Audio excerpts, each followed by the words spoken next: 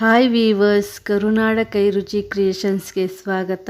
ನಾನಿವತ್ತು ಅವಲಕ್ಕಿ ಒಗ್ಗರಣೆ ರೆಸಿಪಿನ ನಿಮ್ಮೊಂದಿಗೆ ಶೇರ್ ಮಾಡ್ಕೊಳ್ತಾ ಇದ್ದೀನಿ. ಬೆಳಗಿನ ತಿಂಡಿಗೂ ಮಾಡ್ಕೋಬೋದು, ಸಂಜೆಯ ಸಣ್ಣ ಹಸಿವಿಗೂ ಮಾಡ್ಕೋಬೋದು.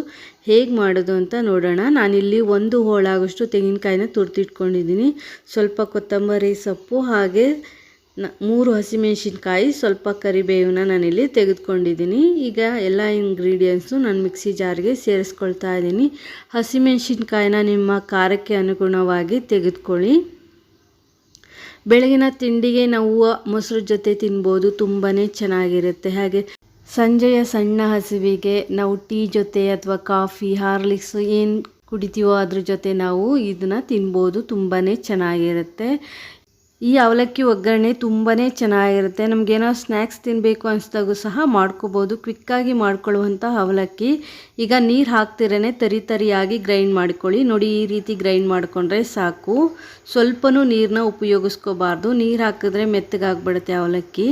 ನಾನಿಲ್ಲಿ 2.5 ಕಪ್ ಆಗೋಷ್ಟು ಪೇಪರ್ ಅವಲಕ್ಕಿನ ತೆಗೆದುಕೊಳ್ತಾ ಇದ್ದೀನಿ. ನೀವು ಎಷ್ಟು ಜನಕ್ಕೆ ಮಾಡ್ತೀರಾ ಅನ್ನೋದ್ರ ಮೇಲೆ ತೆಗೆದುಕೊಳ್ಳಿ.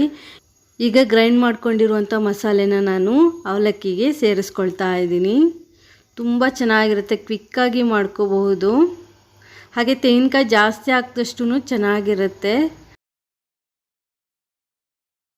ನಾನೀಗ ಇದಕ್ಕೆ 2 ಚಮಚ ಆಗೋಷ್ಟು ಸಕ್ಕರೆನ ಸೇರಿಸ್ಕೊಳ್ತಾ ಇದ್ದೀನಿ. ಸಕ್ಕರೆ ಇಲ್ಲಿ ಆಪ್ಷನಲ್ಲು, ಬೇಕಿದ್ರೆ ಸೇರಿಸ್ಬೋದು, ಇಲ್ಲಾಂದರೆ ಸ್ಕಿಪ್ ಮಾಡ್ಬೋದು. ಹಾಗೆ ನಾನೀಗ ಇದಕ್ಕೆ ರುಚಿಗೆ ತಕ್ಕಷ್ಟು ಉಪ್ಪನ್ನು ಸಹ ಸೇರಿಸ್ಕೊಳ್ತಾ ಇದ್ದೀನಿ. ನಾನಿಲ್ಲಿ ಪಿಂಕ್ ಹಿಮಾಲಯನ್ ಸಾಲ್ಟ್ನ ತೆಗೆದುಕೊಂಡಿದ್ದೀನಿ. ಹಾಗೆ ನಾನೀಗ ಇದಕ್ಕೆ ಒಂದು ಅರ್ಧ ಹೋಳು ನಿಂಬೆಹಣ್ಣಿನ ರಸನ ಹಿಂಡ್ಕೊಳ್ತಾ ಇದ್ದೀನಿ. ಹುಳಿಗೆ ಎಷ್ಟು ಬೇಕು ಅಂತ ನಿಂಬೆಹಣ್ಣಿನ ರಸನ ನೋಡಿಕೊಂಡು ಸೇರಿಸ್ಕೊಳ್ಳಿ. ನಿಂಬೆಹಣ್ಣಿನ ರಸನ ಸೇರಿಸ್ಕೊಂಡ ನಂತರ ಎಲ್ಲ ಇಂಗ್ರೀಡಿಯೆಂಟ್ಸ್ನು ಚೆನ್ನಾಗಿ ಮಿಕ್ಸ್ ಮಾಡ್ಕೊಳ್ಳಿ. ಅವಲಕ್ಕಿಯೊಂದಿಗೆ ಚೆನ್ನಾಗಿ ಒಂದಕ್ಕೊಂದು ಹೊಂದ್ಕೋಬೇಕು, ಆ ರೀತಿ ನೀಟಾಗಿ ಮಿಕ್ಸ್ ಮಾಡ್ಕೊಳ್ಳಿ. ಹಾಗೆ ಹೊಸದಾಗಿ ಯಾರಾದರೂ ನನ್ನ ಚಾನಲ್ ನೋಡ್ತಾ ಇದ್ದರೆ ಪ್ಲೀಸ್ ನನ್ನ ಚಾನಲ್ನ ಸಬ್ಸ್ಕ್ರೈಬ್ ಮಾಡಿಕೊಂಡು ನೋಡಿ. ಹಾಗೆ ಪಕ್ಕದಲ್ಲಿರುವಂಥ ಬೆಲ್ ಐಕನ್ನ ಕ್ಲಿಕ್ ಮಾಡಿ ಆಲ್ ಬಟನ್ನ ಒತ್ತಿ ನೆಕ್ಸ್ಟ್ ಹಾಕೋ ವಿಡಿಯೋ ನೋಟಿಫಿಕೇಷನ್ಗಾಗಿ. ನೋಡಿ, ಇವಾಗ ಅವಲಕ್ಕಿನ ಚೆನ್ನಾಗಿ ಮಿಕ್ಸ್ ಮಾಡ್ಕೊಂಡಾಗಿದೆ. ನಾನೀಗ ಇದಕ್ಕೊಂದು ಒಗ್ಗರಣೆನ ರೆಡಿ ಮಾಡ್ಕೊಳ್ತೀನಿ. ಸ್ಟವ್ ಮೇಲೆ ಒಂದು ಒಗ್ಗರಣೆ ಪ್ಯಾನ್ನ ಇಟ್ಕೊಂಡಿದ್ದೀನಿ. ಈಗ ಇದಕ್ಕೆ 2 ಚಮಚ ಆಗೋಷ್ಟು ಕೊಬ್ಬರಿ ಎಣ್ಣೆನ ನಾನಿಲ್ಲಿ ಸೇರಿಸ್ಕೊಳ್ತಾ ಇದ್ದೀನಿ. ಕೊಬ್ಬರಿ ಎಣ್ಣೆ ಹಾಕಿದರೆ ತುಂಬ ಚೆನ್ನಾಗಿರುತ್ತೆ, ಫ್ಲೇವರು ಸಹ ತುಂಬ ಚೆನ್ನಾಗಿರುತ್ತೆ. ನಿಮಗೆ ಕೊಬ್ಬರಿ ಎಣ್ಣೆ ಇಷ್ಟ ಇಲ್ಲ ಅಂದರೆ ಯಾವ ಎಣ್ಣೆ ಇಷ್ಟ ಇರುತ್ತೆ ಆ ಎಣ್ಣೆನೇ ಸೇರಿಸ್ಕೋಬೋದು. 1 ಚಮಚ ಉದ್ದಿನಬೇಳೆ, ಹಾಗೆ ಅರ್ಧ ಚಮಚ ಸಾಸಿವೆ, ಹಾಗೆ ನಾನೀಗ ಇದಕ್ಕೊಂದು ಚಿಟಿಕೆ ಇಂಗನ್ನ ಸೇರಿಸ್ಕೊಳ್ತಾ ಇದ್ದೀನಿ. ಹಾಗೆ 1 ಒಣಮೆಣಸಿನ್ಕಾಯಿನ ಕಟ್ ಮಾಡಿ ನಾನಿಲ್ಲಿ ಸೇರಿಸ್ಕೊಂಡಿದ್ದೀನಿ. ಹಾಗೆ ಇದ್ರ ಜೊತೆಗೆ ಸ್ವಲ್ಪ ಕರಿಬೇವನ್ನು ಸಹ ನಾನಿಲ್ಲಿ ಸೇರಿಸ್ಕೊಂಡು ಒಗ್ಗರಣೆನ ಒಂದು 10 ಸೆಕೆಂಡು ಚೆನ್ನಾಗಿ ಫ್ರೈ ಮಾಡ್ಕೊಳ್ತಾ ಇದ್ದೀನಿ.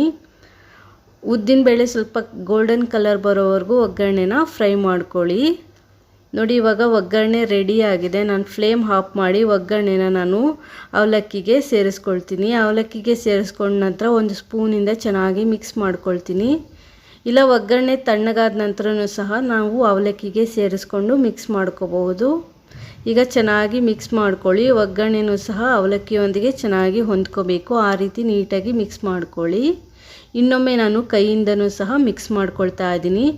ಈ ರೀತಿ ಚೆನ್ನಾಗಿ ಮಿಕ್ಸ್ ಮಾಡಿ ಸರ್ವ್ ಮಾಡಿ, ತುಂಬಾ ಚೆನ್ನಾಗಿರುತ್ತೆ. ಈ ರೀತಿ ಅವಲಕ್ಕಿ ಒಗ್ಗರಣೆ ಮಾಡಿಕೊಟ್ರೆ ಎಲ್ರಿಗೂ ತುಂಬಾ ಇಷ್ಟ ಆಗುತ್ತೆ ಅಂತಲೇ ಹೇಳ್ಬೋದು. ಬೆಳಗ್ಗೆ ತಿಂಡಿಗೆ ನಾವು ಮೊಸರು ಜೊತೆ ಈ ಅವಲಕ್ಕಿನ ತಿನ್ಬೋದು, ಅಥವಾ ಸಂಜೆಯ ಸಣ್ಣ ಹಸಿವಿಗೆ ಟೀ, ಕಾಫಿ, ಹಾರ್ಲಿಕ್ಸು, ಬೂಸ್ಟ್ ನಾವೇನು ಕುಡಿತೀವೋ ಅದ್ರ ಜೊತೆ ತಿನ್ಬೋದು, ತುಂಬಾ ಚೆನ್ನಾಗಿರುತ್ತೆ. ಹಾಗೆ ನನ್ನ ಈ ವಿಡಿಯೋ ಇಷ್ಟ ಆದರೆ ಲೈಕ್ ಮಾಡಿ, ಶೇರ್ ಮಾಡಿ, ಕಮೆಂಟ್ ಮಾಡಿ. Thanks for watching this video.